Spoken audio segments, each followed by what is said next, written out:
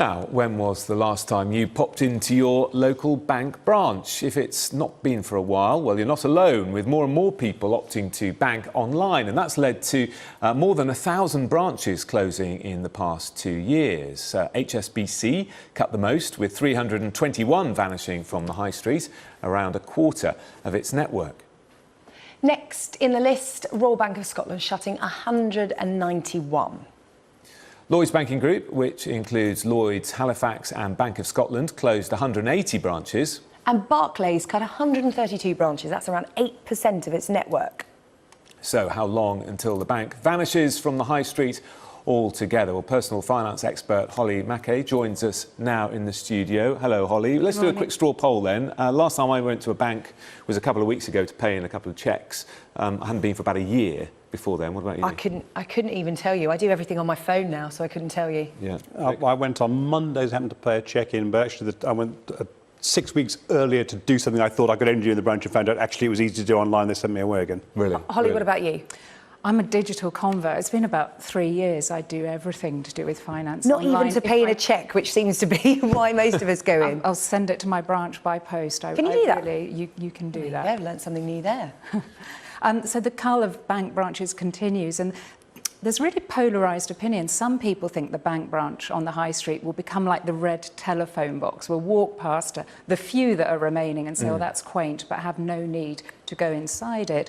I think we'll actually see a continuation of branches in the major towns and cities. For bigger transaction amounts, we still want to press the flesh. We want to go in and look someone in the eye and have that confidence we can do stuff. Well, there are some people who aren't, I mean, I do everything on my phone or on the computer, but there are some people who just don't want to do that. They don't trust technology, they can't be bothered to remember all the passwords, they want to go into the bank and get it done. So there is an appetite for branches, and, you know, even though if they might stay in major towns and cities, what about those people in villages that can't easily access them? And of course, for people who are not online, they're the ones that are most affected, and people in rural areas who have lower broadband speeds. But I guess we're all voting with our feet. Just 5 years ago, there were 500 million transactions done in branch, and it's nearly half that today. So I think the pace of change is happening. It's inevitable there'll be fewer branches.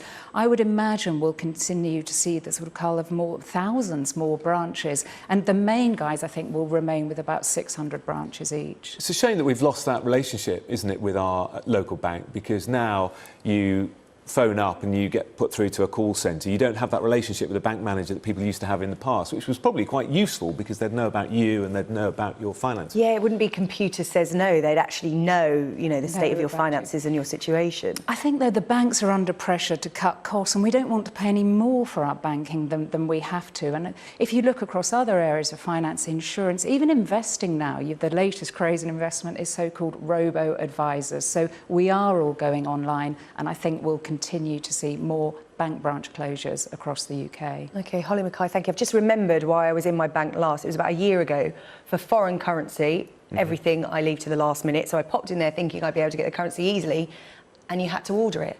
I was only after dollars, but apparently you have to phone ahead and order now. How ridiculous. Or go online with the post office. Yeah, order it in advance. Do everything online. Although when you go into a branch nowadays, they send you to a computer that's in the branch. But if that doesn't work, they send you to the phone on the wall. Yeah. I've had that. Oh, so frustrating. Holly Mackay, thank you so much for talking to us this morning.